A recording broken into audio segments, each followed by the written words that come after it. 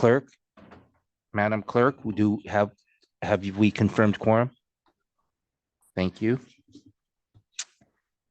I would like to please ask the members of the CEHD committee who are calling in by phone to please identify yourselves by name and by phone number, please. Do we have any members today, this morning, calling in by phone?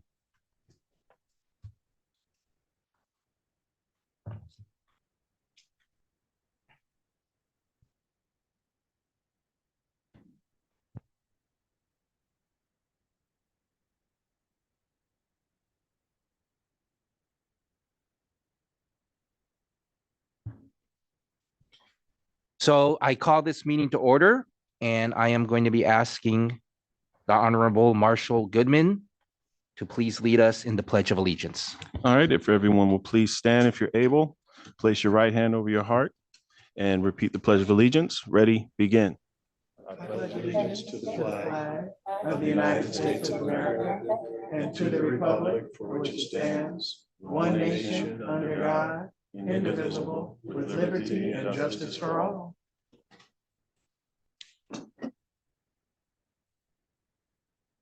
Thank you, Mayor Goodman. Good morning. Today is Thursday, January 4, 2024. Welcome to those members who are joining us today in person at SCAG's Los Angeles office. Prior to calling the meeting to order, I would like to ask members who are calling in by phone to identify themselves. Do we have any members who have called in by phone? As a reminder, if a member of this body is attending remotely, but is not at a location specified on the agenda, they may observe and comment as a member of the public, but may not participate in any member discussion or voting of this body. We are holding this meeting in compliance with Brown Act rules relating to telephonic video conference meetings. SCAG offices are open for members of the public to attend and participate in person. Instructions for providing public comment have been provided in advance and are also included in the agenda packet. Just a reminder to reduce background noise, please ensure that your microphone is muted when not in use. I will now open the public comment period of this meeting. This is the time for members of the public to offer comment for matters that are not within SCAG, for matters that are within SCAG's jurisdiction, but are not listed on the agenda. Staff, have we received any written public comments after the deadline of 5 p.m. on Wednesday, January 3, 2024? Mr. Chair, we did not receive any public comments before or after the deadline of Wednesday, January 3rd. Thank you, Ms. Macias. Do we have any members of the public who wish to speak? Mr. Chair, I'm not seeing any members via Zoom or here in person. Thank you, Ms. Macias. I will now close the public comment period for matters not listed on the agenda. Do any members of the committee want to review or prioritize any agenda items? Okay, then let's move on. I would like to remind everyone to unmute your phone before speaking and state your name during deliberations and whether making a motion or offering a second. And for those who have joined by phone, press *6 to mute and unmute your phone. Consent calendar. Do we have any members of the public who wish to speak on this item? Mr. Chair, I'm not seeing any members of the public who wish to speak on the consent calendar. Thank you, Ms. Macias. In order to save time, if anyone wants to pull anything from the consent calendar, I ask that we have staff presentations before moving to the roll call vote for the consent calendar. Do any members of the committee want to pull anything from the consent calendar?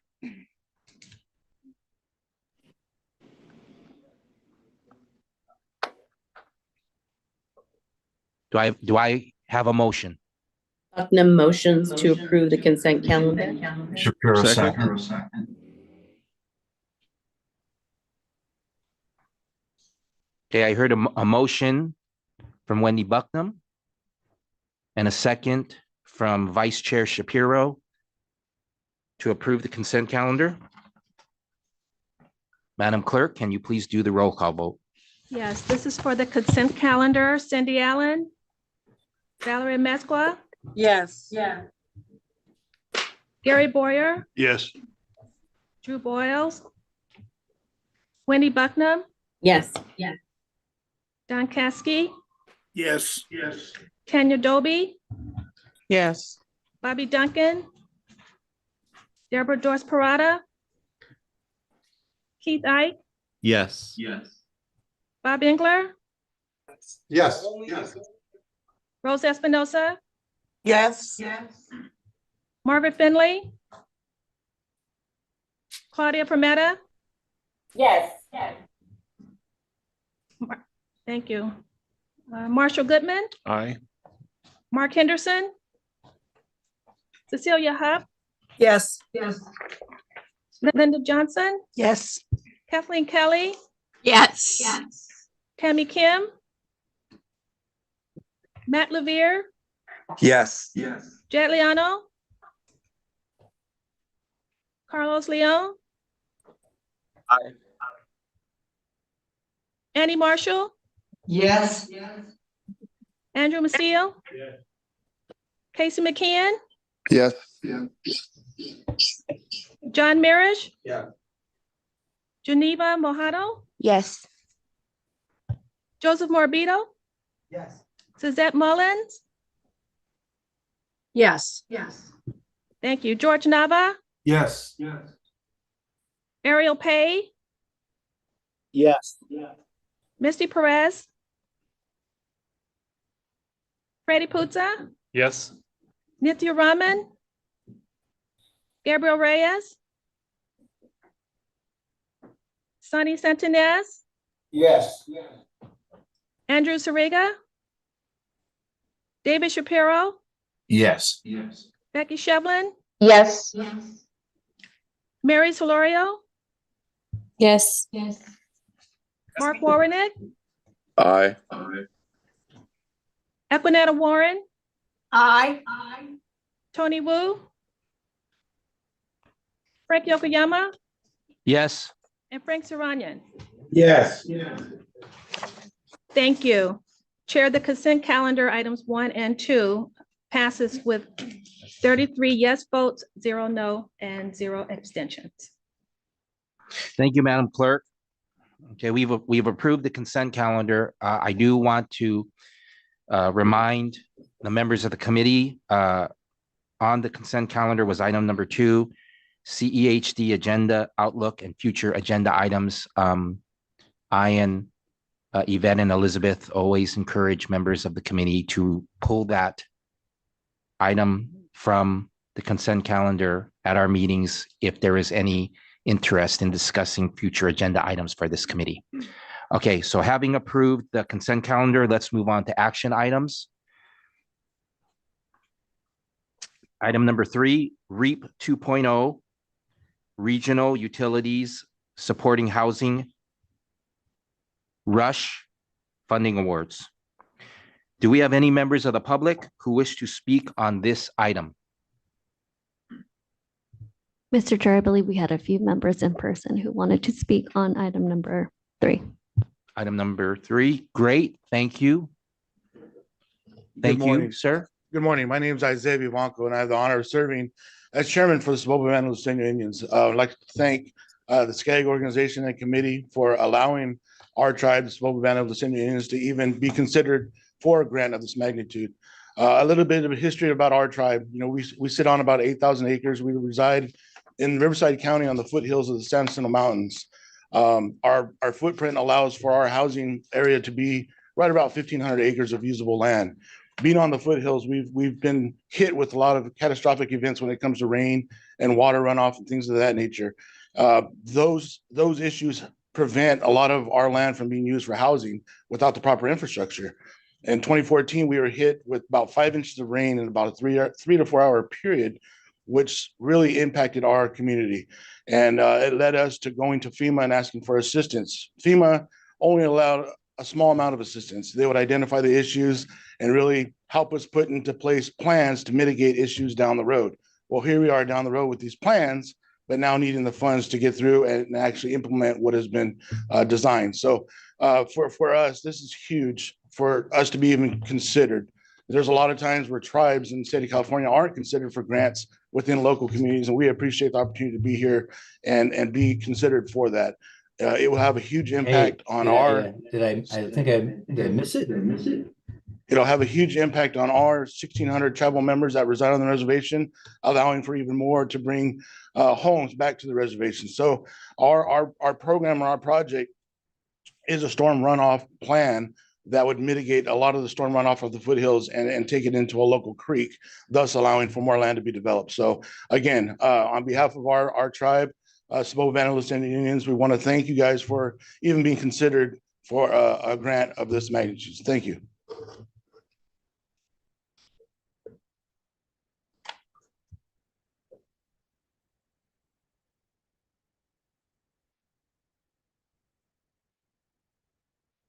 Thank you. Thank you for speaking. Do we have any other members of the public who wish to speak on this item? Mr. Chair, I'm not seeing any more members of the public who wish to speak on item 3. Thank you, Ms. Macias. This is an action item. The Regional Utilities Supporting Housing Pilot Program is one of the 3 funding areas of programs to accelerate transformative housing and is the final call for applications under SCAG's REAP 2.0 program. The call for application seeks to fund utility planning and capital projects that support housing production in the region. The staff report provides a background of the RUSH pilot program, call for application process, and recommended projects for funding. In today's presentation, Mayan Johnson, Department Manager of Housing, and Jessica Reyes Juarez, Associate Regional Planner, will present the RUSH pilot program and the funding recommendations for approval. Thank you, Mayan. Great. Thank you. Good morning and Happy New Year, everyone. As Chair Yokoyama mentioned, I'm Mayan Johnson, Housing Department Manager. And I will start off with going with an overview of today's action and the RUSH program as part of the REAP 2.0 funding. And then I'll turn it over to my colleague, Jessica, who will go over the nuts and bolts and the recommendations of our program. So our recommendation that we have before this committee today is that we recommend that the CEHD Committee recommend that the Regional Council approve the Regional Utilities Supporting Housing RUSH funding awards as presented in your report. And as I mentioned, that Jessica, my colleague Jessica, will be going over in more detail. So just to give you a quick background of how the RUSH program fits in with PATH and REAP, there are 3 main goals of the REAP 2.0 program as provided by the state. They are to accelerate infill development, affirmatively further fair housing, and reduce vehicle miles traveled.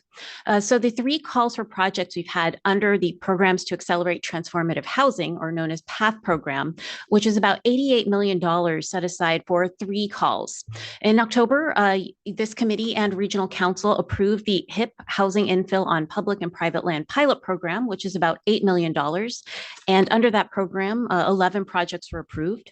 In November, you reviewed and then approved with CEHD the Notice of Funds Available for Lasting Affordability, which was $45 million for programming, and 14 projects were awarded. So today you have the RUSH, Regional Utilities Supporting Housing Pilot Program, which will focus on utilities that support housing production. And these are non-transportation utilities infrastructure, and we have $35 million set aside for the program. So at this point, I'd like to turn it over to Jessica, who will go over more details of the program and our recommended actions today.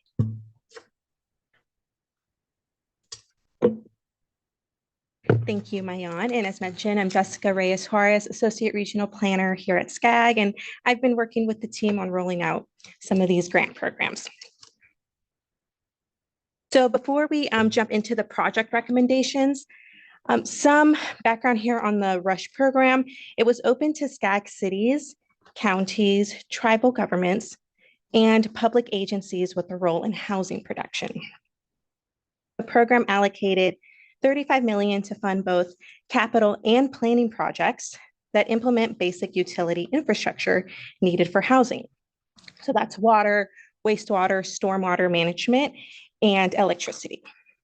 The program's targeted around how both utilities can support housing production goals and also how it can embed elements of sustainability, resilience, and adaptation. The program itself is divided into two categories. Applicants could either apply to the planning projects for infrastructure planning and assessing, supporting increased utility capacity for housing, or they could apply for the capital projects category, which is more of that implementation of those utilities and the construction work. So that would be the dollars in the ground. We had allocated $5 million to the planning category with the hopes of funding at least 6 projects in the region, and the remaining $30 million in the capital category with the hopes of funding at least 3 projects. So the call opened September 11th and it closed November 6th. And throughout the application period, we received a range of interest from across the SCAG region and held office hours with interested applicants. We also held application workshops. In total, we held over 50 one-on-one office hour sessions, which translated to meetings with 40 individual potential applicants. In terms of what we received at the time of call close, we received 6 applications in the planning category. 1 of those was deemed ineligible, so 5 of those proceeded to evaluation by our SCAG evaluation team, which is made up of in-house SCAG staff. And the SCAG evaluation team determined that all 5 of those projects met the core criteria and objectives of REAP 2.0 and of the RUSH program. So all 5 are recommended for funding for a total of about $2.7 million. On the capital side, we received 12 applications. None were deemed ineligible, so all proceeded to evaluation. And the SCAG evaluation team is recommending 7 of those projects for funding for a total of about $32.3 million. And it was noted in our guidelines that depending on interest in the project categories, we could shift funds from one category to another. So since the planning category was undersubscribed, we shifted those funds over to capital. But in total, what you're seeing is $35 million allocated for the RUSH pilot program. And this is how the projects are shaping up in terms of project types. So on the planning side, we're funding 3 projects that are focused on area-wide infrastructure studies to assess infrastructure needs and to develop recommendations. So with the City of Desert Hot Springs for an infrastructure sewer study and cost estimate to support their downtown arts and culture district, and recently rezoned areas along Palm Drive. And with the County of Riverside, that will conduct a utility infrastructure study for community of Cabazon. The City of Torrance will assess infrastructure needs and recommendations for the housing corridor overlay, which are 7 key sites identified in their latest housing element. And we're also funding 2 projects that are more advanced in their planning that are looking to develop design drawings and construction drawings for utilities. That's with the City of Santa Fe Spring that will provide a public utility infrastructure and green infrastructure construction plan for a recently rezoned industrial to mixed use area. And the city of Upland that will provide utility design drawings for a utility project for an affordable housing development in their historic downtown area. On the capital side, there are 2 projects that focus on electric utilities for housing projects, such as line extensions and expanding electrical capacity. That is with the Housing Authority of the City of Los Angeles, HACLA, that will expand the electrical capacity as the first stage of their One San Pedro specific plant site. And the Los Angeles Department of Water and Power, LADWP, for their Project Powerhouse program that provides assistance for utility infrastructure needed for 100% affordable housing or supportive housing projects. And with the city of Rialto, there is one project focused on water treatment investments that will allow for an unused water well to create an additional water source for the Rialto water service area and support water capacity for newly zoned areas. And there are 2 projects that are focused on sewer and wastewater management. San Bernardino County will extend necessary sewer infrastructure to the Bloomington community and support capacity for upzoned areas there. And the city of Calipatria will construct necessary repairs to a pump station that will promote existing and future residential development in the east side area of the city. And finally, 2 projects focused on stormwater management and flood control. The Saboba Band of Luiseño Indians, which you just heard, will construct a stormwater collection system to resolve flood events that have impacted existing and future home development. And the city of Palm Desert will make investments to mitigate future severe flooding impacting future and existing homes along the I-10 corridor. And here we have just a summary of the projects by rank and by project category. And across the 2 categories, you'll see that we have projects represented from communities in Imperial County, LA County, San Bernardino, Riverside, and 1 tribal government. We did not receive any applications from communities in Orange County or Ventura County, which is one reason why you won't see those represented here. But again, this represents 35 million in both planning and capital projects to support the utility capacity needed for infill housing development to occur. And just a quick overview on the timeline here. We just wanted to make note that in seeking the approval for the rush funding awards today, our next step would be to begin working on the scope and MOU development for these projects. And with that, I will go back to this last slide here, and we are here to answer any questions. And thank you for your time.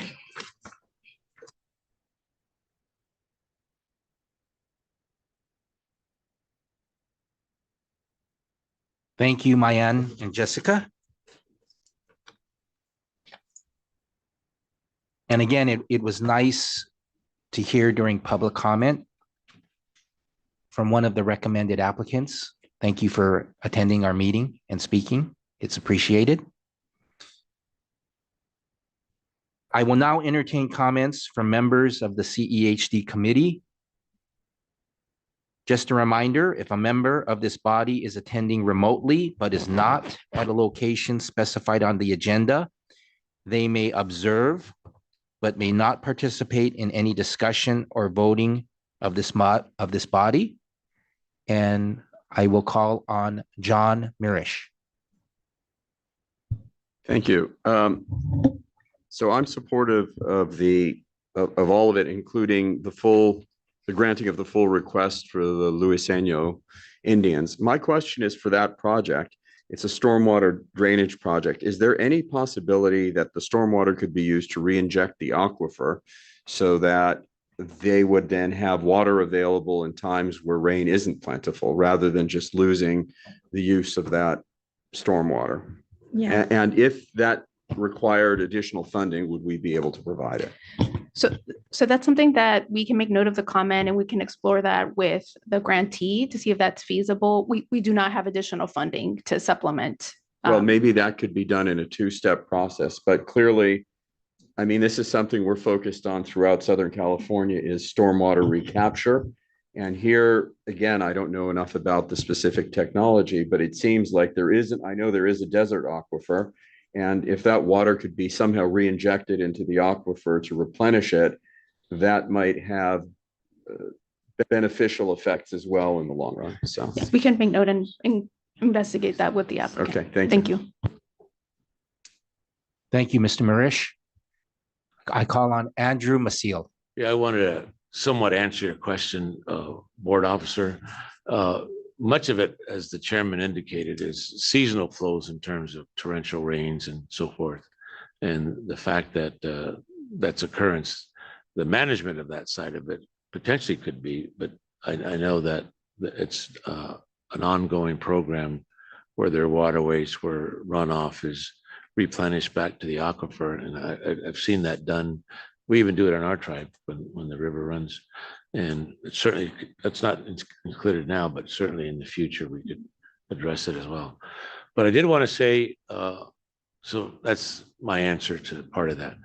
I did want to say, as a member of this body for a number of years, I'm very happy and elated to see that a tribal community like Saboba, which is our sister tribe, because Saboba, Pachanga, Pala, Palma, Rincon, and La Jolla, we're all part of the Luiseño Nation. And we're not saying we're greater than Saboba, but yeah, we are. No, no. We're part of this unit. But I did want to say, though, this is one of the things that I have worked very hard in terms of inclusion of these tribal communities. And today we also have the administrator for the tribe, Stephen, who also is a board officer with the Tribe Alliance of Sovereign Nations that helped me get reaffirmed to serve on this board and committee, as well as Geneva. And I just want to say, to me, it's a wonderful day, and that I believe that we've turned the corner. And I believe that the engagement of this tribe and this magnitude of funding is tremendous. It's going to help a great deal because as the chairman indicated, the work that they'll do will provide a huge benefit to utilize usable land for housing and commercial and other economic development. But on behalf of myself and as the representative of the tribal governments, it fills my heart today that this is being presented. Thank you. Thank you, Mr. Maciel. And I share your happiness that these 12 recommended applications do include the Saboba Band of Luiseño Indians. And again, I'm happy that Stephen and Isaiah attended today attended this meeting. And thank you again, Isaiah, for your public comment regarding this item.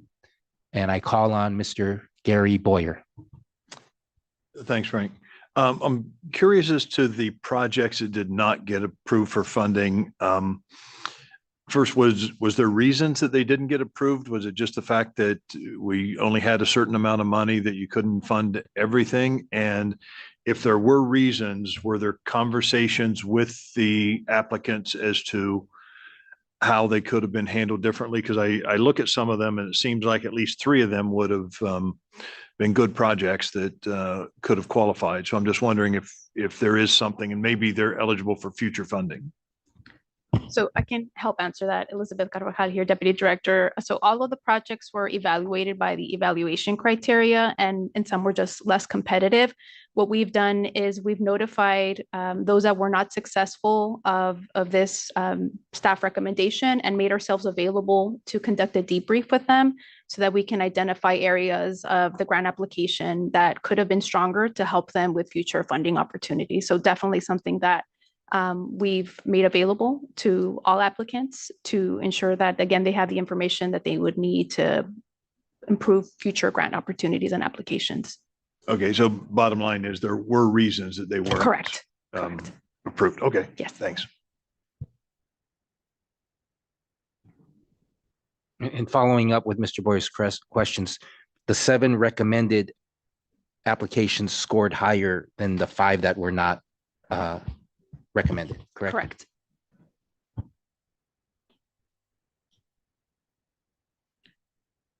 Do I have any other members of the committee who would like to comment? Mr. Maciel, did you want to make a motion?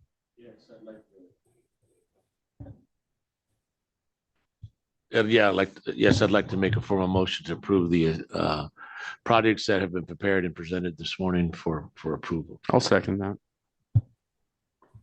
I had a motion to approve this action item by Mr. Maciel, and I had a second from Mr. Mirish. Is that right? All right. Can I please ask the clerk to do a roll call vote? Yes, this is for action item number 3. Valerie Mesqua, Yes. Yeah. Gary Boyer, Yes. Drew Boyles, Yes. Wendy Bucknam, Yes. Don Caskey, Yes. Tanya Doby, Yes. thank you. Deborah Dos Parada, Keith Ike, Yes.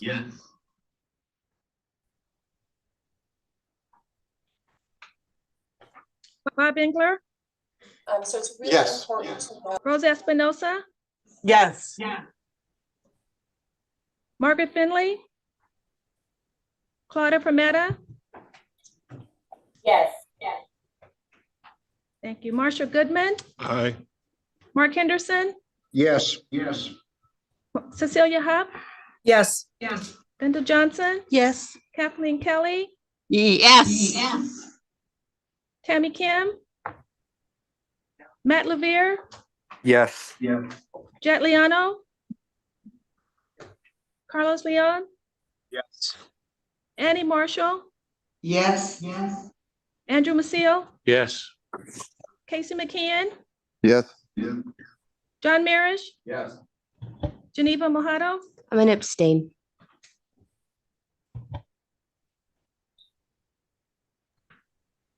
thank you. Joseph Marbito, Yes.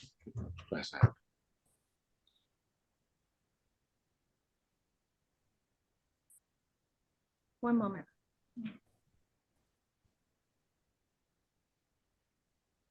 Suzette Mullins, Yes. George Nava, Yes. Ariel Pay, Yes. Misty Perez, Freddie Puzza, Yes. Gabriel Reyes, Sunny Santinez, Yes. David Shapiro, Yes. Becky Shevlin, Yes. Mary Solorio, Mark Warrenick, Aye. Equinetta Warren, Aye. Tony Wu, Frank Yokoyama, Yes. and Frank Saranian. Yes. Thank you.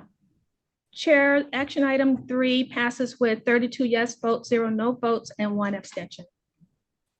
Thank you, Madam Clerk. Good luck to you, Isaiah and Stephen. Let's move on to information items. Update number 4, update on work from home trends and integration into Connect SoCal.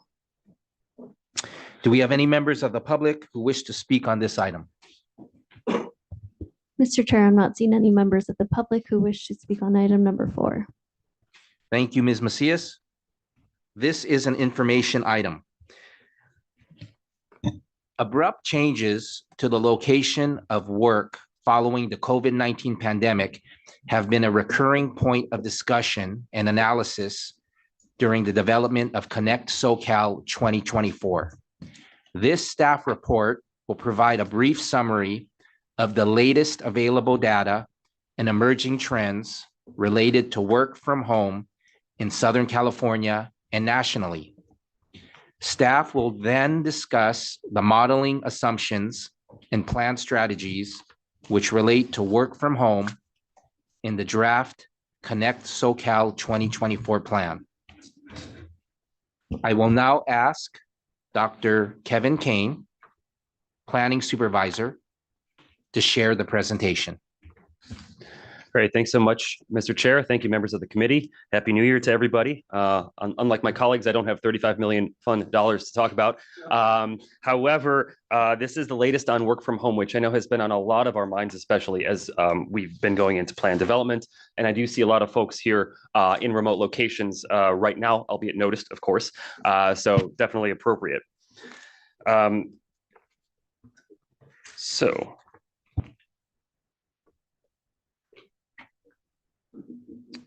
Apologies, I double clicked there. All right. I've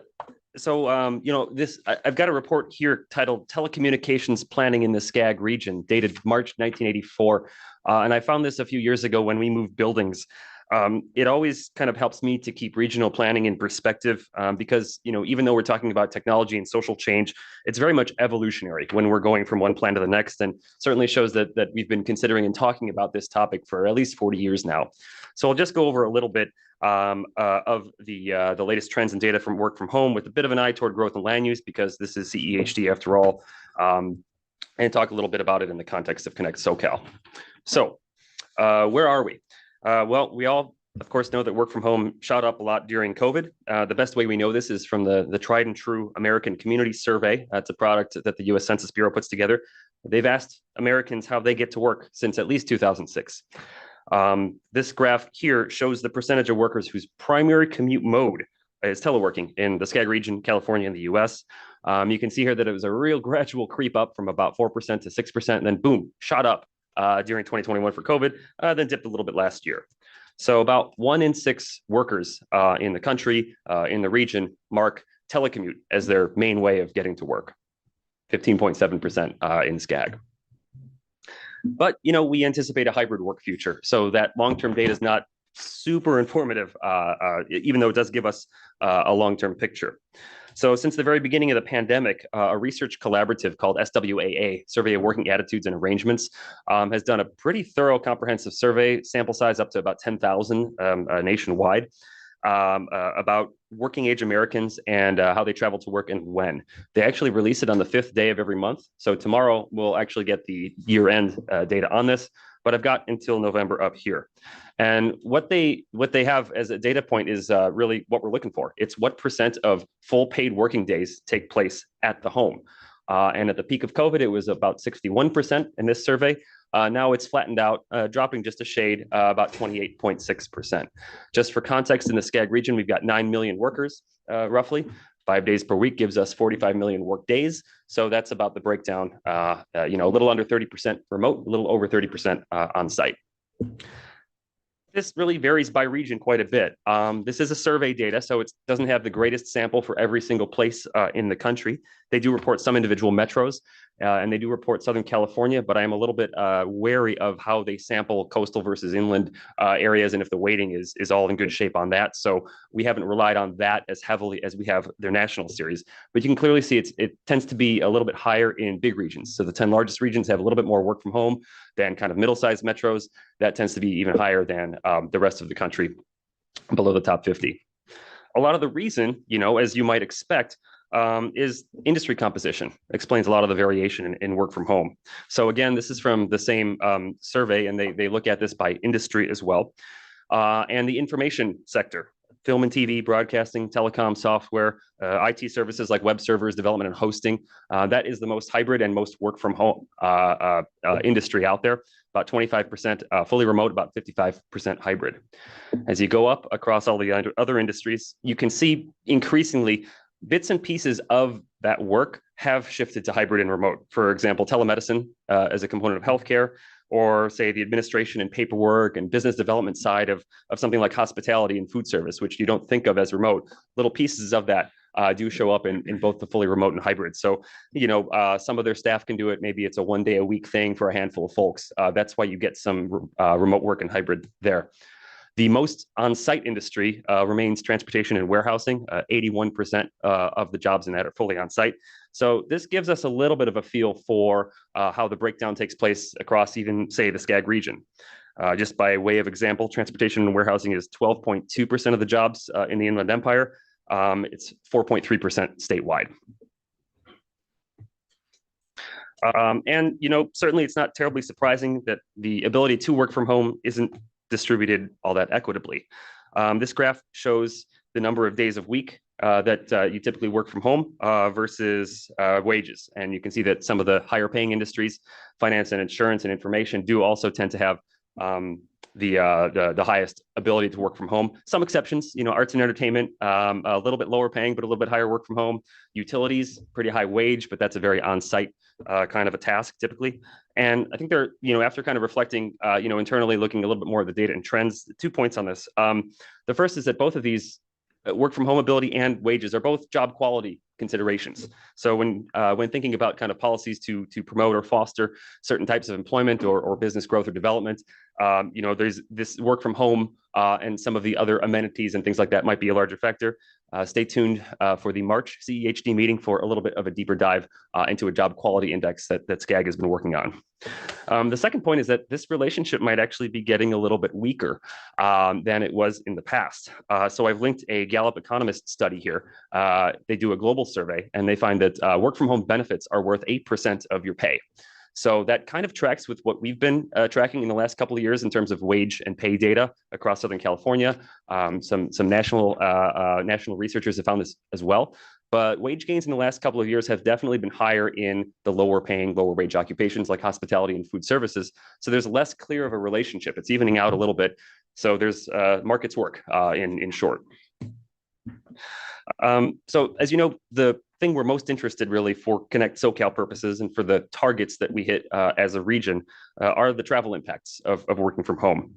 So just about 3 weeks ago, we finally got the first federal piece of post-COVID transportation data from the National Household Travel Survey. In 2017, 23% of travel was due to commuting, but that's down to about 15.5% as of 2022. So commuting's never been a massive, overwhelming share of the mileage actually traveled, and that's gone down pretty substantially since the last survey that they put out. This thing comes out on 5-year intervals.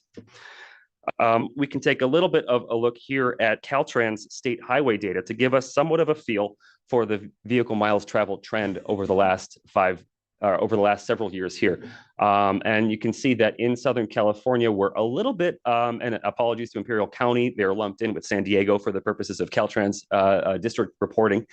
But you can see we're about 5.6% lower the first quarter of 2023 compared to the first quarter of 2019, which was the last clean one that was fully pre-COVID. So 5 or 6% drop, I would say, in vehicle miles traveled region-wide, alongside roughly this tripling of work from home.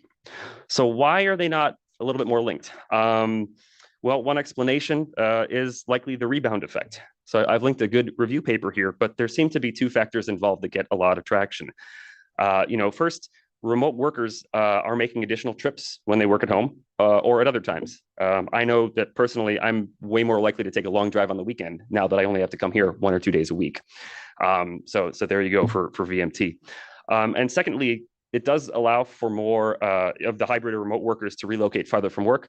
Obviously, some risk involved. Certainly some folks who work at Google might move to Lake Tahoe and then get called back into the office, the week after. So, a little bit of risk there because there has been a little bit of that trend toward more in office in the last few months or so.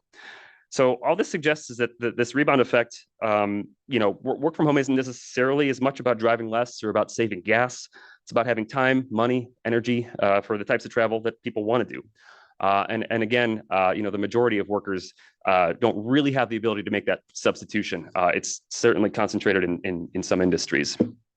So you could definitely write a dissertation or more on the relationship between work from home and total travel. But I'll try to capture it a little bit here because, again, we do have information going back to about 2006 on this. So if we start in 2006 and see, we had about 4% work at home, and that's where we were in terms of per capita vehicle miles traveled. There's 2007. 2008, the work from home situation is really similar, but we're driving a lot less per capita. Well, there happened to be a great recession, even though that's a little bit more in the rearview mirror now. Our vehicle miles traveled kept going down, 2009, 10, 11, 12. 2012 is when incomes in the SCAG region actually hit their bottom post-recession. And we saw a lot of increase in transit ridership, fewer vehicle purchases during this time as well in Southern California. And we started to rebound in 2015, 2016, 2017, 18, and 19. Work from home crept up a little bit, but vehicle miles traveled went up quite a bit as well. Where are we right now, 2021 and 2022? Off the charts here on the vertical side, certainly with between about 15 and 18% work from home nationally. But, you know, if you look at where we are in terms of the actual amount of travel we do, we're kind of similar to the low point of the recession. So in some sense, COVID had almost a similar impact on the amount that we travel per capita as the Great Recession did, you know, 10, 15 years ago. Just to give a little bit of a mnemonic on it, at least. And what we know about work from home's evolving too. You may have heard about streetlight data. That was not this REAP funding, but one of the previous REAP fundings. Thank you for approving that one as well. Got us and a lot of stakeholders in the region this really great new data source that uses cell phone mobility. You can see the dashboard of it here. Instead of looking at years, we can look at days. Instead of looking at counties, we can look at parcels and individual sites to see where people go to and from. And we've been particularly interested, especially as we do these regional plans, in answering the question of, does the built environment impact travel demand differently after COVID happened, after this big reshuffling in how we do things and go places? So, you know, we did notice that residential density and things like low-speed streets tend to relate to lower vehicle miles traveled, less travel. That was the case in 2019. It was the case very similarly in 2021. That doesn't seem to have changed too dramatically. What did change is we noticed a lot fewer trips to places like job centers after the pandemic. That was associated with a lot less travel. And one really interesting point that we totally didn't expect in this model is that areas with lots of children had much higher travel, much higher VMT after the pandemic. Well, why is that? You know, a good chunk of adults changed their activity pattern really dramatically. You know, a lot of us probably work from home or go to noticed offsite locations to everybody over there. But kids didn't. After the pandemic, they returned to their schools, they returned to their drop-offs, their activities largely in the same way. So areas with children now are more associated with more trip making than they were several years ago. So I'd like to link this a little bit more directly to some of what we've done in Connect SoCal here. As you know, we've got until next week, Friday, January 12th, for public comments on Connect SoCal. And we hope to bring the draft up to the regional council for approval coming in April. And there's a whole technical report there on performance measures. But, you know, we really have two kind of main targets, I'd say, within the modeling that goes into Connect SoCal. The first is the federal target, which is aggregate vehicle miles traveled. You multiply it by an emission factor, but basically it's the total. The state target's a little bit different. It's per capita. So it's a little bit more about, you know, behavioral change than the federal target, which is a little bit more about, you know, the aggregate amount that we drive and emit as a result of that. You can see in the graphic here, we had a target of 19% GHG reduction from light and medium duty vehicles compared to 2005. We're a little bit better than that, 19.96%. So we made a little bit more progress than Connect SoCal 2020, where we skated by a pretty narrow margin. You know, and for a variety of reasons, these are different targets to shoot for, but really, you know, none of them are limited to the work commute. They're all about this aggregate travel. So I did want to share with you a little bit more formally here, what is our modeling assumption? What is our baseline? What do we anticipate is likely to kind of happen through all the exogenous forces happening in society in terms of work from home? And our assumptions really heavily rooted in those two data sources I shared with you earlier. We use the same measure. What percentage of work days, you know, somebody could be fully remote, that's 100%. Somebody could be 2 days in the office, like me, for example. I would be a 60% at home in that instance.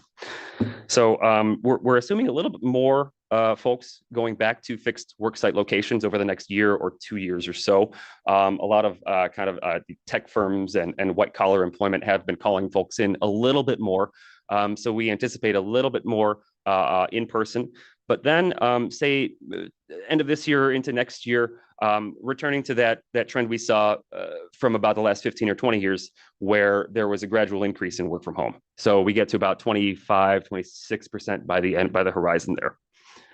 Notice the blue line on here, though. This is actually Connect SoCal 2020. This is our last plan, and we developed that plan all pre-COVID in terms of all the modeling assumptions and everything like that. So by 2045, we were at about 16.97% work from home. Right now in 2045, we're about 24.6%. So, you know, we already were anticipating a lot of what happened during COVID. It just happened earlier. And now it's happening to a slightly greater magnitude. We're between 7 and 8 percentage points higher than we were sitting in this 4 years ago for our long-term outlook for what work from home is going to look like. So, I kind of want to emphasize here how Connect SoCal takes a pretty holistic approach toward the future relationship of location and travel. As you know from kind of seeing a lot of our plan materials in the joint policy committee sessions and elsewhere, it's comprised of two main things: regional planning policies and implementation strategies. So, I'm going to highlight a couple of them here, but really by and large, the things that are related to work from home kind of try to leverage its benefits through placemaking, through multimodal integration, through transit that's more effective for how we travel today. I'll highlight one that's been talked about at this committee a fair bit, 15-minute communities.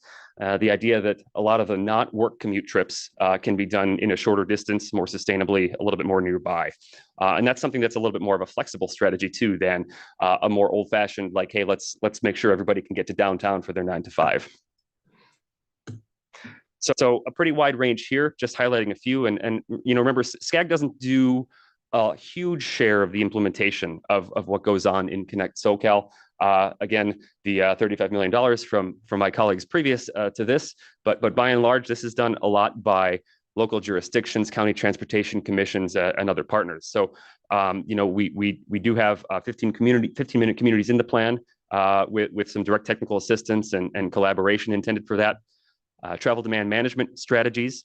We've got about 17 billion programmed in that, a lot through county transportation commissions and TMAs, travel management authorities. We have put a lot of emphasis on mobility hubs in this plan as well. So we've got discrete areas where we have targeted investment to support transit and rail agencies and jurisdictions. One piece of this, which I always find interesting, is Metrolink's SCORE program. So that's kind of the reimagining of Metrolink to have just different scheduling so that you are not as, the system isn't just getting folks to downtown LA for their 9 to 5s, so that it works for weekends throughout the day for the differences in activity patterns that people are increasingly having now. We've done a lot of work on broadband, a resolution, in addition to trying to get more and more grant funding on that. And finally, we've had actually as a piece of the plan for quite some time, safe routes to school partnerships. So a lot of our sustainable communities plan grants have components on safe routes to schools. Again, if children and families getting places is a lot more of the travel, that's certainly something that might deserve a fair bit of focus going forward. So again, in the picture that I already showed you before here, kind of what's old is new again in regional planning. But we're pretty confident that we're stewarding Connect SoCal's vision of the future, for the next 40 years of telecommunications planning. I'll leave you here with 5 points to conclude with. First, we expect 20 to 25% of future workdays to be offsite. Compared to before COVID-19, work from home has roughly tripled, but VMT is something on the order of 5 to 6% lower, depending on how you measure it. Work from home is not available to the majority of workers in industries. Again, about 30% or so of workdays are at home. And Connect SoCal focuses on placemaking, 1, and then mobility integration, number 2, to kind of leverage some of these co-benefits from work from home. If you're a little bit more oriented toward your non-commute, non-work trips, what is there at a community level that can kind of try to hit regional targets? And finally, we definitely are kind of keeping an eye on the latest regional data and insights, certainly families and children being one thing that we've just seen very recently. But again, this is an evolving area that we always seek to integrate into our implementation, plan development, what have you. So thanks for your attention. I hope this has provided a little bit of context. I'm happy to answer any questions.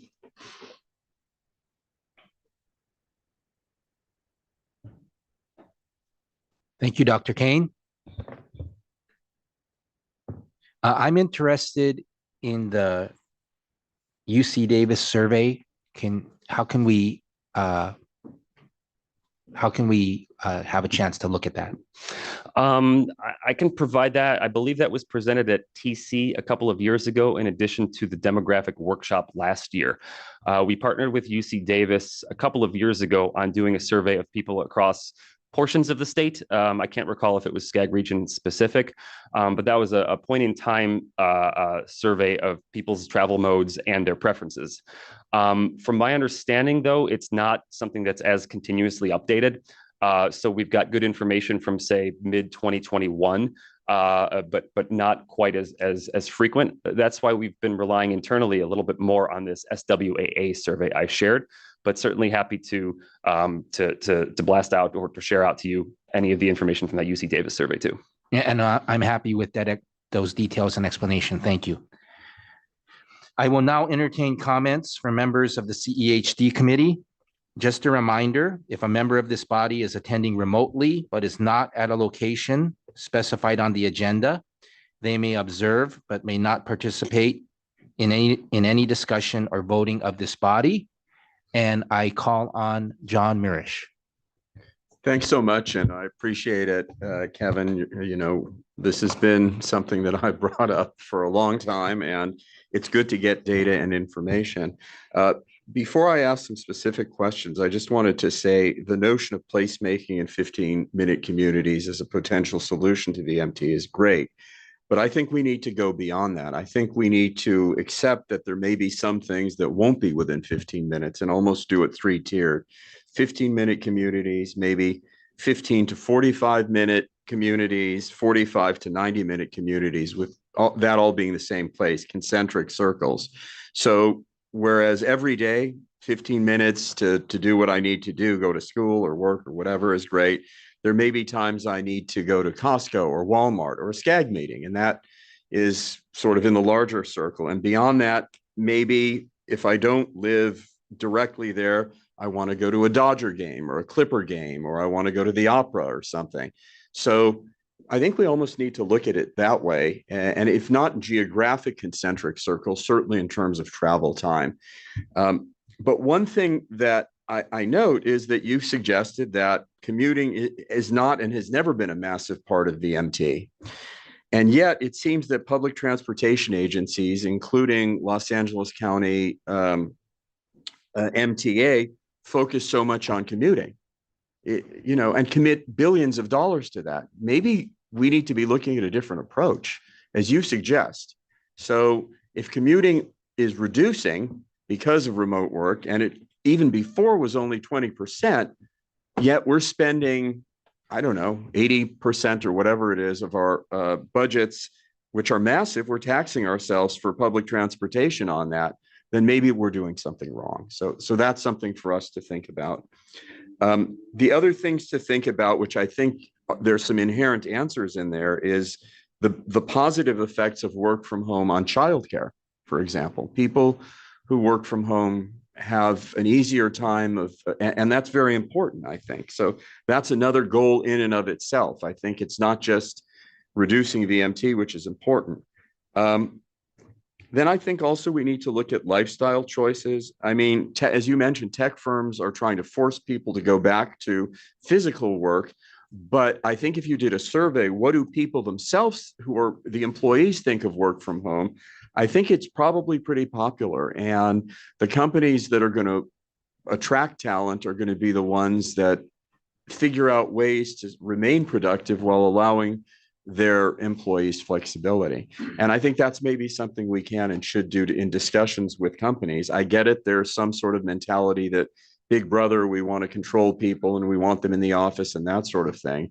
But that genie, I don't think is going to go back in the bottle. I think too many people see that there is a lot of productivity. This meeting is a prime example, as you've said. Yes, notice, but this is a prime example of that, about the potential benefits. So I think, as you say, we should be leveraging those benefits with some of the other strategies, including rethinking public transportation and placemaking, and doing placemaking for larger urban regions like our own. I guess there are probably cities, smaller cities, where 15 or 30-minute communities are doable. But certainly in a place like the SCAG region or Southern California, where we have access to so many cultural institutions and other things, sort of tiering it, I think.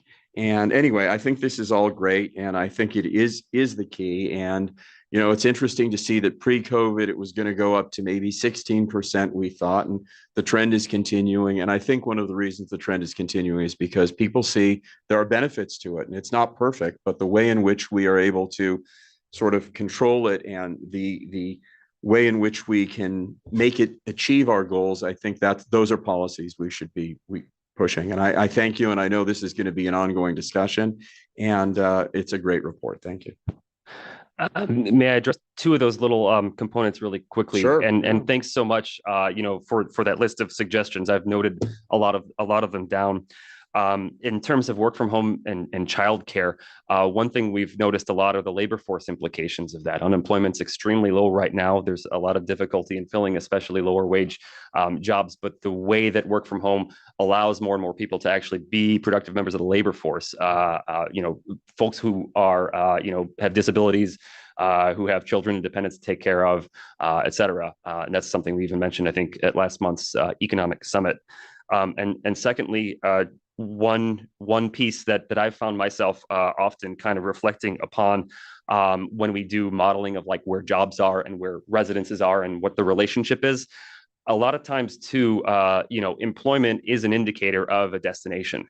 My kid goes to school at the workplace of the teacher. I go eat at the workplace of the restaurant server, for example. So still, I think some value to considering where jobs are overall, just because they are destinations in aggregate. But certainly the commute-centric notion of transit is a big one. So thank you for those. Appreciate it. One last question is you mentioned that at the lower edge that wages have risen and maybe they've stagnated at some other ones. Is that the result of maybe, for example, minimum wage laws that we have in California?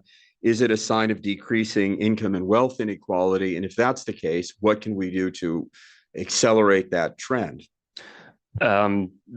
Briefly and without context, yes and yes. But I'll defer a little bit to kind of some of our Econ Summit materials from last month, which generally have pointed in that direction in both instances.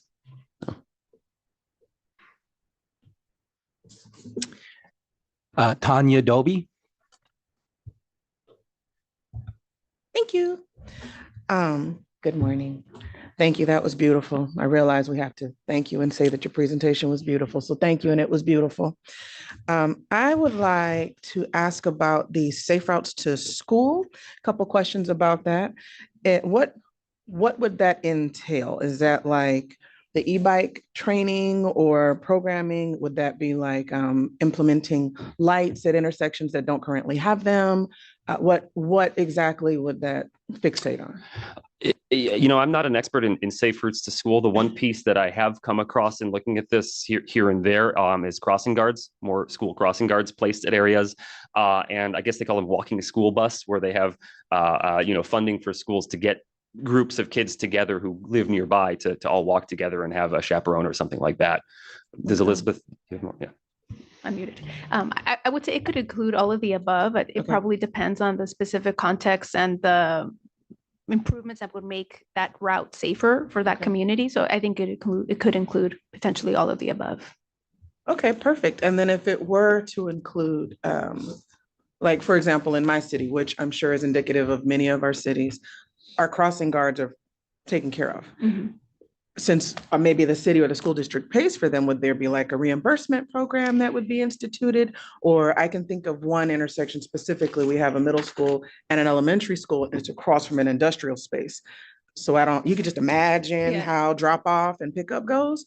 So we've been thinking lots of things. They put a bridge, put a light, put the flashing people. Mm-hmm, mm-hmm. Would it be, or all of that is open? So typically safe routes to school. So we can get more information from our transportation team, but typically the safe routes to school programs are like a grant program where somebody would propose certain improvements. They would get some funding to then carry those out. We can loop back with the transportation folks and get you more details.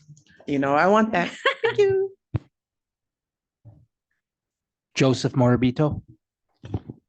All right, appreciated the presentation, Kevin. So I see that I like this illustration from 1984. Now, was it just an illustration or did it come with like a presentation from that time? No, that's a report. That's you can probably even see the staples in there as I scanned it. Probably a 30 or 40 page report that I think is downstairs. So then did you have a chance to look it over?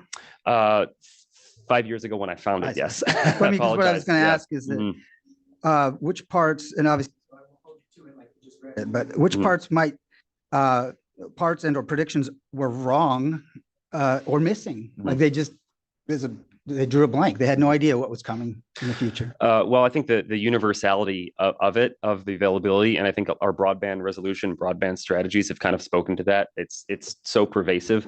One focus that was there in the past, and I'll defer to South Bay City's Council of Government sage Wally Simbab, who's been doing telecom planning since the early 70s, from what I understand. He always mentions that there was a push toward telework centers. So kind of like a sub-center orientation. Now we have things like WeWork and co-working spaces that are a little bit like that. You can get out of your house. Maybe you don't have a great home office. You can go somewhere fairly close instead of all the way. But that was a major focus back then. And there's maybe an inkling of that, but certainly not to the same degree. And the reason why I brought that up is that prognostication is, not an easy thing to get into, because whatever percentage of their forecasting that didn't go through the same with us, because unless I was not listening when you mentioned it, I missed the wrecking ball known as AI that is going to be very interesting to some of these percentages of work or not work offsite. Many types of jobs are probably going to be in the path of AI. Maybe not today, tomorrow, or even 10 years from now, but 25 years from now, it's going to probably be a totally different landscape. And then anyway, so I had a question. It mentions VMT, and isn't it technically to reduce GHD? Yes. And yeah, that's something, goodness, to do the full explanation exceeds the time that the chair and Elizabeth have granted me here. So apologize.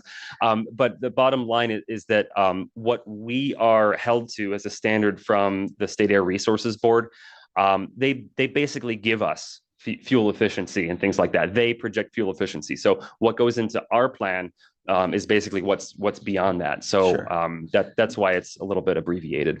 Then maybe it's less directed to you, just to the whole concept in itself, because as technology is going forward, and many car companies are even talking about not using internal combustion engines in not terribly distant part of the future, then as we are reducing the greenhouse gases, then I would think that to continually look at VMT, it's almost like a control over people using their vehicles to go places. So whether that's for you or just in general, it's like it needs to evolve to what the conversation needs to evolve to what it's actually about, because otherwise it starts to seem punitive. Great point. Gary Boyer. Yeah, John's comments, triggered a question that I thought of, and I'm not sure this might be something that we have already engaged or somebody else has, but when we talk about the fact that public transportation has been built around commuting and that has changed dramatically in the last few years, I think about myself. I bring the train into this meeting in particular, and I notice the number of people that get on and off and on and off on very short stints. I wonder, I know that individual agencies, I'm also on the board of Foothill Transit, individual agencies study their travel patterns, but I wonder if our region has ever done a complete travel pattern study to discover how many people are actually using public transportation for long-term commutes, as opposed to using it to get from one community to the other, from one side of town to the other side of town. We partner with the various kind of survey data providers. The National Household Travel Survey is one example I mentioned here, but there's also a CHTS, a California Household Travel Survey. And I know our modeling folks are very involved in the development of that, how it's deployed, what questions do we ask of what people. But basically those are like travel diaries. So they sample people and they ask them for 30 days, where do they go, and what modes they take to get there. So that's one kind of longstanding way that we've gotten information on it. But we have this really new data tool. The brand that we're using is called Streetlight, and it's cell phone-based mobility data, which captures, from what I'm told, a roughly 10% sample of everybody in the country and where they're going at all times. So I think research is still starting to come out on that. We've gleaned a few insights here and there, but I would anticipate in future plan development cycles us to be able to have exactly what you're describing is a much more refined version of where people are going region-wide. Appreciate it. Thanks. And thanks for the money for that too, everybody. Okay, Kathleen Kelly. Thank you. First, do you hear an echo? So, let's keep in mind that the commute-centric nature of major transit could be largely responsible for the low percentage of commute to VMT. So let's not be too quick to presume there's a mismatch. I certainly know that most transit agencies have an increasing focus on microtransit options that can address shorter trips. I love that this data is calling out something we all see, which is the long line of cars burning fuel to drop off kids at school or pick up kids. I want to encourage us to look for ways to get more granular and measure whether that is better where there has been an investment in safe routes to school or active transportation infrastructure facilitating biking or walking. Because if we don't see those initiatives helping, which is what they're clearly designed to do, that will tell us we have to tax ourselves to come up with other solutions.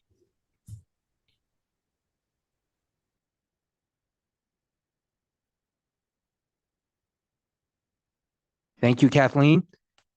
Deborah Parada, please.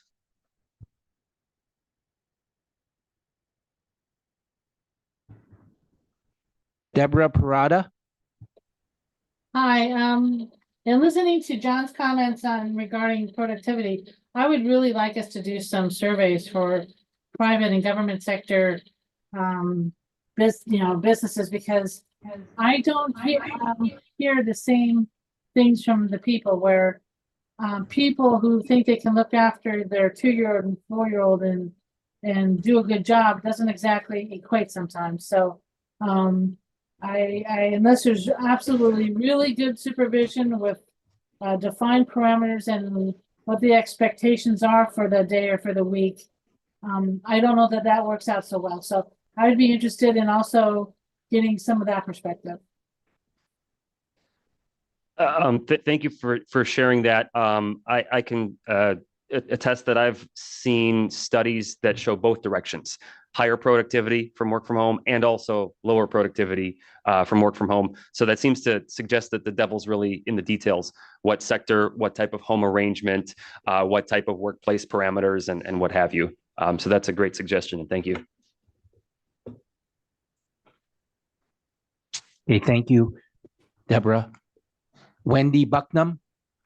Hi, I wasn't going to make a comment, but I appreciate all the comments. And Kevin, thank you for the good report. One of the things that a lot of it's very confirming to a lot of the questions that we asked through our last RHNA process, as far as where job centers are, where people are commuting. So this is to chime on to John Marsh's comments. this is really good information for us. And I think it really sets up a good thing for us as we go into the next RHNA cycle.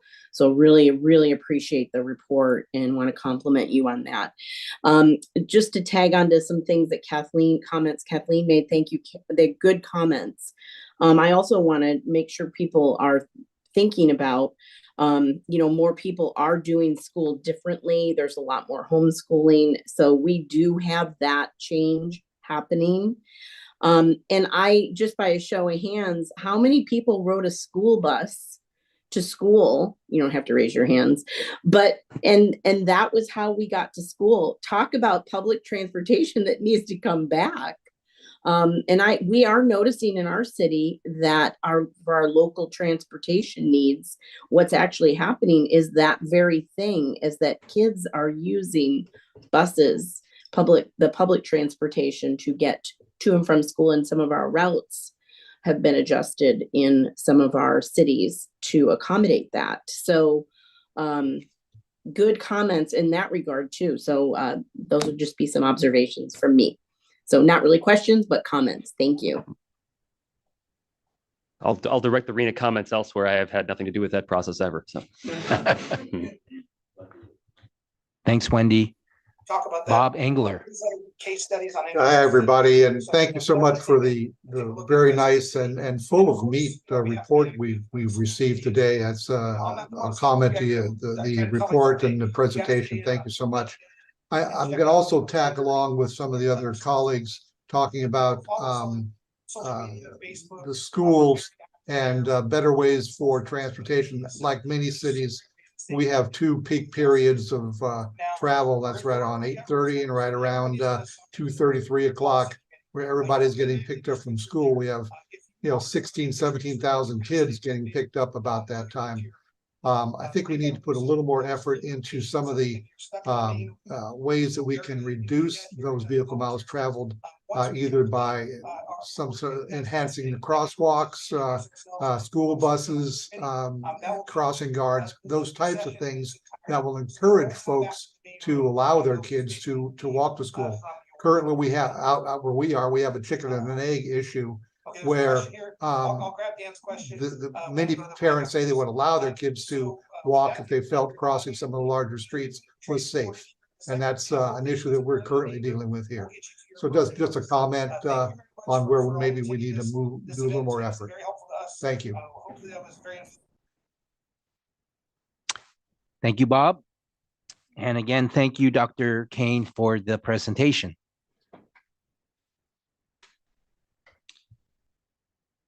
Item number 5, Connect SoCal 2024 implementation strategies.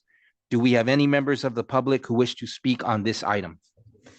Mr. Chair, I'm not seeing any members of the public either in Zoom or in person who wish to speak on item number 5. Thank you, Ms. Macias.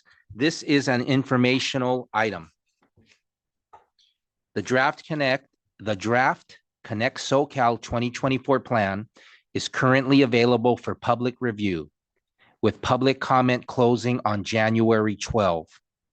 Staff has previously presented on the draft regional planning policies and is providing us with a brief overview today of the draft implementation strategies. The draft implementation strategies articulate priorities for SCAG to implement the RTP SCS by fulfilling or going beyond the related regional planning policies. As a reminder, the public comment period for the draft plan closes on January 12, 5 p.m. I will now ask Elizabeth Carvajal, Deputy Director, to provide us with the overview. Okay, hi, thank you so much, Chair. Good morning, everyone. Let me sure I can move the slides forward. Okay, here we go. Okay, so these are the various plan elements that work together to articulate our path forward. All of this information is described in greater detail in Chapter 3 of the plan. Today, I'll be focusing on a high-level overview of the draft implementation strategies. And as a reminder, you're going to hear this a lot, the comment period closes on January 12th. Okay. Plan benefits can really only be realized through successful implementation. As you know, SCAG doesn't implement projects directly. Our role is really to support partners at the local level to facilitate that implementation so that we can realize the benefits and the vision of the plan. The draft implementation strategies are organized around the regional planning policies and our 4 goals of mobility, communities, environment, and the economy. Through the various slides that I'll be going over, I'll give you some high-level examples of those draft implementation strategies. So I'm going to start off with mobility. Again, these are just examples. There are several implementation strategies. Again, they're in chapter 3 of the plan, and I believe a list is also attached to the staff report. So some of the examples that I'll highlight here are, we have implementation strategies around complete streets, looking at supporting complete streets demonstration projects that can accommodate and optimize new technologies, micromobility, first last mile connections. We have an implementation strategy around the transit and multimodal integration concept, which is really looking at safety around transit and rail for riders, including promoting best practices. And we have a strategy focused on funding the system and user pricing, which looks at coordinating with partners, local, regional, state, national, to support transition to mileage-based user fee. Under communities, and I think this is the topic that is most relevant to this policy committee, we have a strategy around housing the region. This is focused on providing technical assistance to jurisdictions to complete and implement their housing elements, as well as supporting partners to accelerate housing production. We have the 15-minute community concept, where we want to support jurisdictions to pursue this idea. And then we have one around equitable engagement and decision-making, which calls for the creation of an agency-wide community-based organization partnering strategy. Under the environment, the examples here include a strategy around sustainable development, which calls for us to research the availability of resources to support development of water and energy efficient building practices. We have one around clean transportation, where we're called to investigate opportunities to install charging stations in multi-unit dwellings to really facilitate access to those folks that are similar to single-family homeowners. And then we have a strategy around natural and agricultural lands, which calls for us to identify and leverage resources to pursue conservation and restoration. Under the economy, the examples that we're highlighting here includes one around goods movement to leverage last mile freight programs. We have one around universal basic mobility, where we can partner with affordable housing developers in the region to subsidize a range of transportation services to improve livability, lower cost around transportation, and expand travel options. And then we have one around workforce development.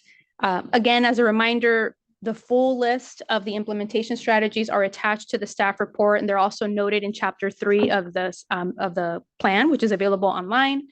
Just to point you to a few resources here, the plan is available on connectsocal.org. That's the project website. You can view the plan, download the plan, and the technical reports there.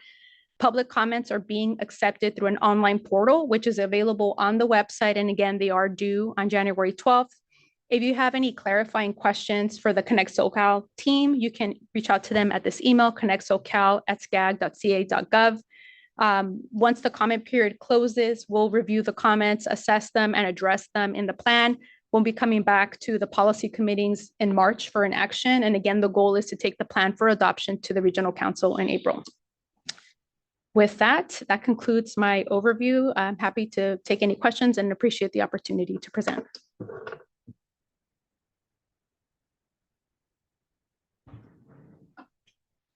Thank you, Elizabeth.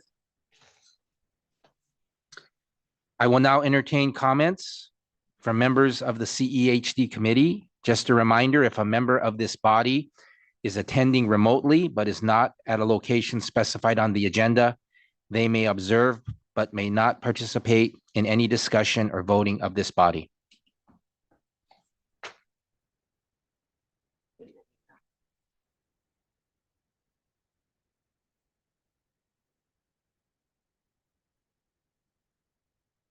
Thank you, Elizabeth, for that presentation. Item number 6, REAP 1.0 biannual program update. Do we have any members of the public who wish to speak on this item? Mr. Chair, I'm not seeing any members of the public who wish to speak on item number 6. Thank you, Ms. Macias. This is an information item.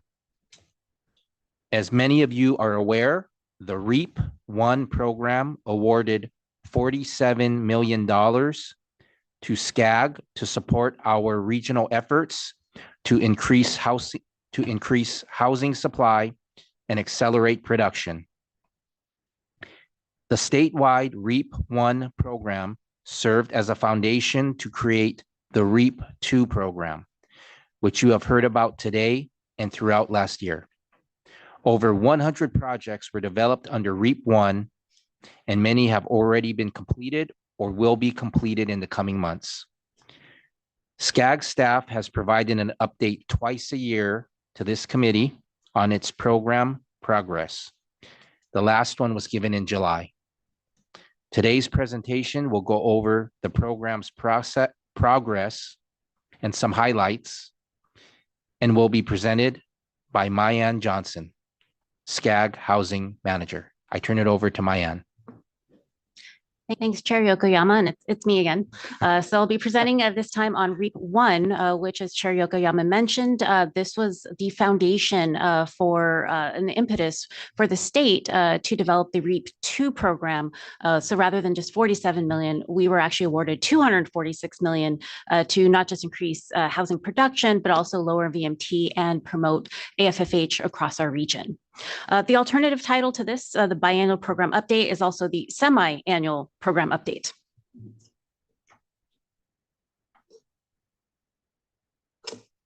So as I mentioned, it's a $47 million total award amount. And the goal and purpose was to increase housing supply and accelerate housing production regionally, because most of the grants available in the past for housing have either been through direct calls for programs to HCD by jurisdictions or individual applicants. So this is the first time that at this level that we've been able to develop a regional housing program doing regional projects to help our jurisdictions meet their housing goals. The REAP 1 deadline was originally extended in July 2022 to December 2024 as the statewide program. So this did give us an extra year to ensure that we can complete these projects on time, but also that their deliverables are meaningful and they're implementable and not just rushed towards the end. And so SCAG's deadline for its projects, because we do have to turn around and send our invoices to HCD to ensure that they meet their deadline. We have been updating our MOUs and projects to meet that need. And so all projects at SCAG level do have to end on June 30th. So as a quick recap, our main program areas are under partnerships and outreach, regional housing policy solutions, SCS integration, and then there's other, of course. So our partnerships and outreach are focused on, of course, partnerships and outreach, but this is a large part of our program in which we partnered with our sub-regional COGs. And as I mentioned before, this is the first time that we were able to do that on this type of level, specifically for housing planning that leads to housing production. And so I'll go over that really quickly, but that's our call for our sub-regional partnership program. And then we had two other programs that focused more on the outreach. The housing policy solutions are a toolkit, if you will, of different strategies developed, different studies that led to strategies and implementation, and even direct technical assistance for jurisdictions to take advantage of. And then we have our SCS integration. So we looked at infill areas, potential for housing production, the best places to site them, to also lower VMT. And so we developed some programs under that, under SCS integration. So sub-regional partnership program, this is about half of our $47 million for the SCAG region.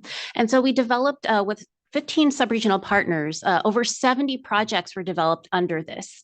And so through this program, our sub-regions were able to develop a slate of projects that they decided would be best tailored to help their jurisdictions implement or even prepare their six-cycle housing elements to meet their RHNA goals, but also to take the next steps, looking at regional housing trust funds, community land trusts, and other types of implementation activities that, of course, can increase housing production. So I won't go over obviously 70 projects, but I wanted to go over some of the completed projects, some highlights. Not only did we see housing elements from the County of LA and the City of LA, they were successfully adopted and in compliance due to or because of some of the funding from the SRP program. But even projects such as the West Side Cities COG, they developed an affordable housing funding program, and now they're going to explore a regional housing trust fund based on their strategies developed. The County of LA also developed parking strategies to increase housing production. And WRCOG, a Western Riverside Council of Governments, developed a site inventory tool to help local jurisdictions find sites available for residential development. And in the next few months, we look forward to a lot of projects being completed. This includes a cross-regional ADU communication toolkit. So the COGs, OCOG, VCOG, and Gateway Cities COG actually combined their resources and found commonalities on what they need for ADUs and combined what we call a mega ADU project. And so that communication toolkit, including a website, will be online and completed in the coming months. And then the County of Imperial Colonias Housing Infrastructure Needs Assessment. Not just, we don't want to forget our rural areas and areas that still need housing, but don't necessarily, they aren't located in more infill centralized areas. And so this project looked at the agricultural-based colonias projects in rural Riverside County to help them identify needs to accelerate housing production. And then San Bernardino COG also will be establishing their SB 1000 Environmental Justice Toolkit. Again, this is very useful for local jurisdictions to ensure that their general plan is also up to date to match their housing element needs. So some of the completed projects under also the partnership and outreach programs, there's a call for collaboration project.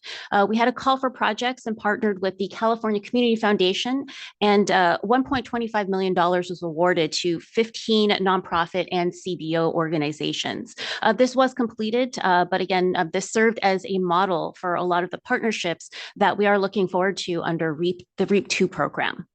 Our Housing Policy Leadership Academy, that also completed as well, but we do have a lot of participants in this program. So these are local community leaders, elected officials, business leaders that learned a lot from this program and are actually still active in their communities, looking at a lot of the proposals that they developed under this program and seeing how they can implement them in their communities and serving as models for other communities as well.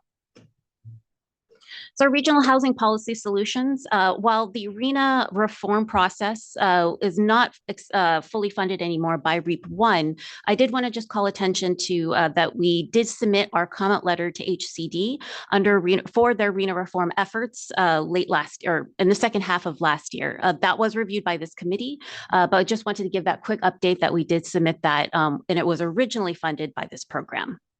Other housing element update technical assistance. We have our online portal platform with the City of Cerritos that is expected to complete at the end of this year. And then we have our grant writing technical assistance. I'm happy to report that so far 11 subrecipients have or are receiving direct technical assistance to apply for grants that support housing production. And these grants come from HCD. There's HUD grants as well. And also one tribe actually did just recently submitted an application from the ICDBG funding. So we're waiting word on that. Housing policy research, we developed several toolkits, one called the Other to Residential. That was completed last year, but it did receive several awards from the American Planning Association. So I wanted to highlight how useful a lot of these are, not just at the completion of the project, but a lot of inquiries, a lot of this is being used. And REAP 2, a lot of jurisdictions or projects will be continuing some of that efforts for converting non-residential areas and underutilized areas into more residential and high density uses. There's a development streamlining resources and training.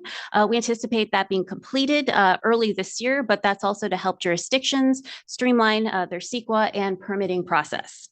With tax increment financing strategies, one EIFD has been formed, and we're also anticipating that several will be scheduled for formation in early of this year.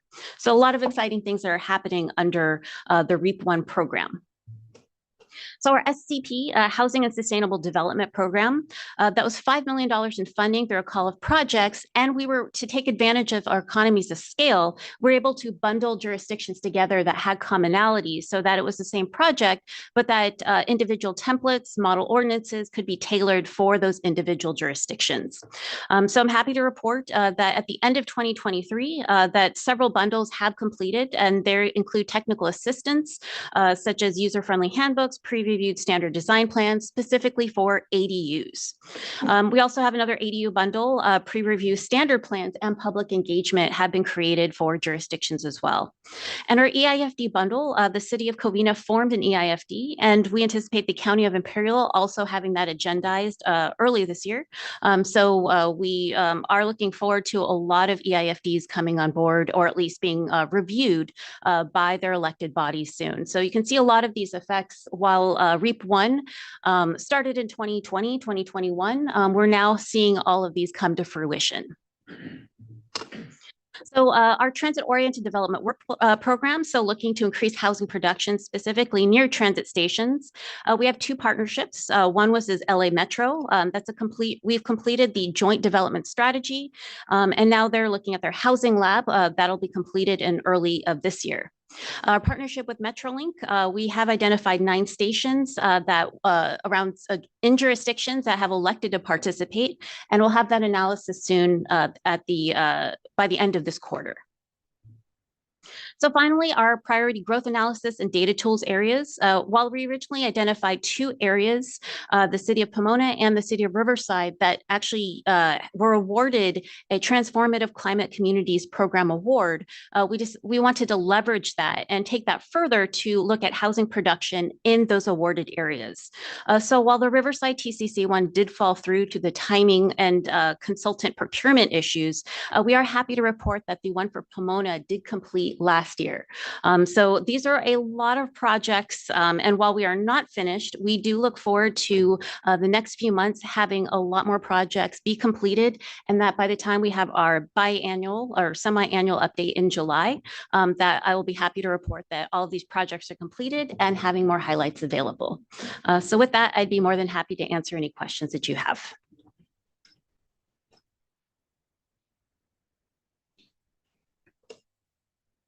Thank you, Mayan.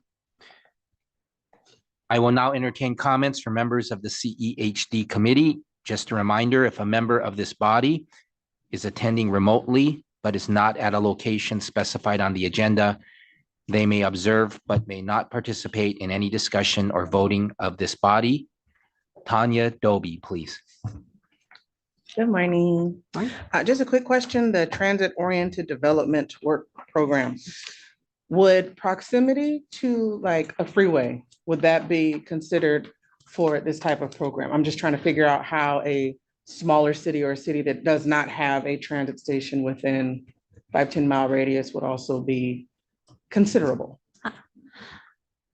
So for this particular program, we did just look at transit station areas, either through the Metro program or in the Metrolink program, the cities that elected to participate. But for that, the issue of not having a transit station, but there's some proximity, I believe that's more of a wider issue that we are looking at. Acknowledging, for example, 15-minute communities isn't just about a transit station, but that we are looking at other ways to define communities that are still infill, that are still community oriented. So this program was limited in that aspect, but I don't know if Elizabeth had anything else to add. No, I think that's right. That program was specifically focused on rail stations. So looking at Metro's joint development program and looking at land around Metrolink stations. And Mayan is reporting on how we're close to wrapping that up. But as she highlighted in the Draft Connect SoCal plan, the notion of 15-minute communities is this more flexible idea that is really about fewer shorter trips, walking, biking, or taking transit, having those destinations close by, so that I think something like that is more applicable in different communities like like your community, I think.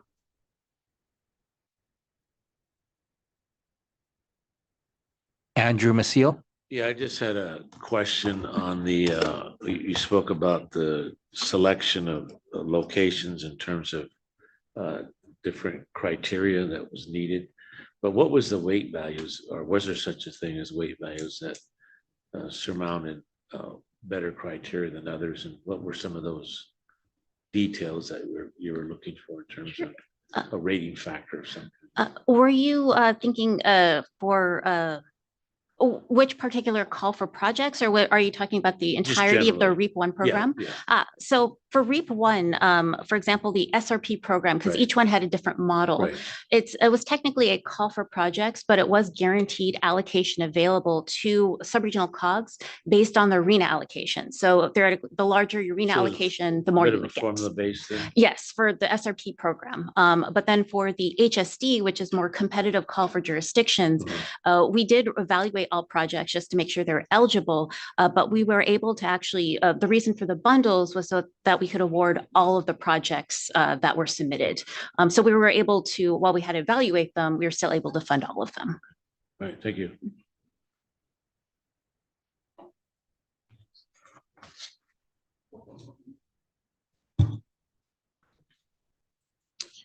Thank you, Mayan, for that presentation.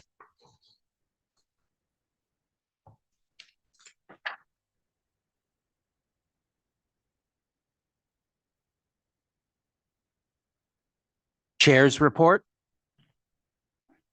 I would like to welcome some new members.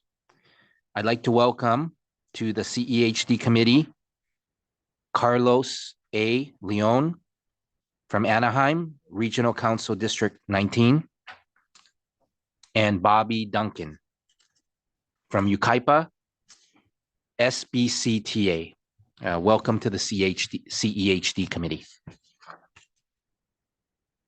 I would also like to thank the following members for all their work as recent members of the CEHD Committee. Thank you for your service, and we wish you the best. Ashley Aitken of Anaheim and Sylvia Robles of Grand Terrace. Congratulations. I'd like to take a moment to congratulate CEHD committee members on this great news. Helen Tran of San Bernardino and Maricela Nava of Paris on welcoming new additions to their individual families. Our heartfelt congratulations and best wishes to Mayor Tran and Mayor Pro Tem Nava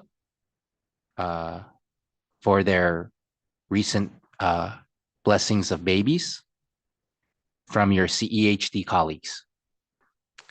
Economic Summit. More than 500 attendees joined SCAG for the 14th Annual Southern California Economic Summit on December 7, 2023, to discuss connections between regional planning and the long-term health of the Southern California economy. Highlights of the 14th Annual Southern California Economic Summit included the presentation and publication of the Regional Briefing Book, which details the current state of the region's economy with benchmarks to track throughout the region in the coming year. Photos and resources from the 14th Annual Southern California Economic Summit are available in the news brief on the SCAG website.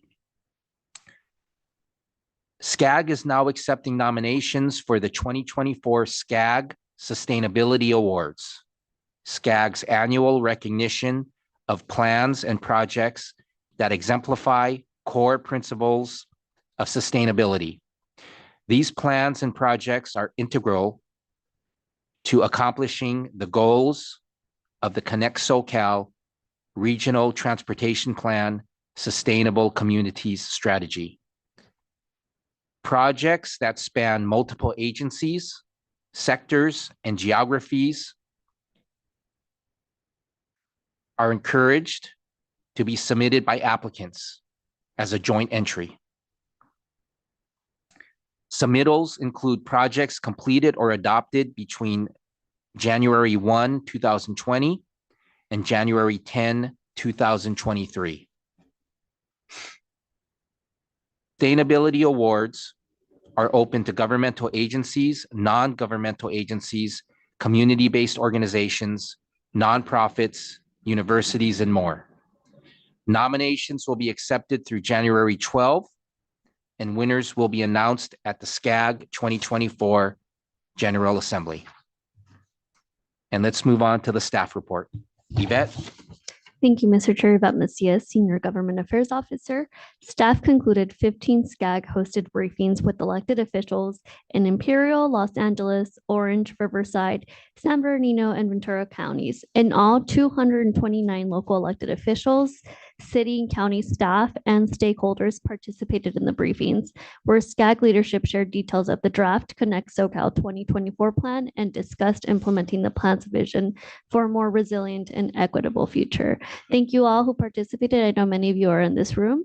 And again, the comment period does close on January 12th. That concludes my report, Mr. Chair. Thank you, Ms. Macias. I just wanted to thank all the members of the committee for joining us in today's meeting in this first week of a happy new year of 2024. And we look forward to your participation at next month's meeting on Thursday, February 1, 2024 at 9:30 a.m. This meeting is now adjourned. Happy New Year. Happy New Year's. Thank you. Happy New Thank Year.